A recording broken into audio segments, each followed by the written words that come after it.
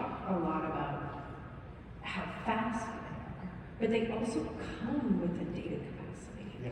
So how should we think about when you would use an RTP rail, when you would use ACH, when you would use same-day ACH, when would you use cards, various flavors of cards?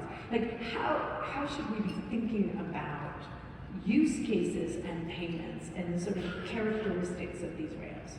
Yeah, one of the biggest mistakes, I think we always end up doing it when you look at environments, is we think about replacement. This is better than that. Rather than saying, what is this best at and how do you apply it to it? So I'll give it back to my earlier example. If you're heading towards the tube with 300 people behind you, you got less than 200 milliseconds for that gate to open. There's great environments for that, and that's what consumers really want. Things like, zero liability make a whole lot of sense in environments.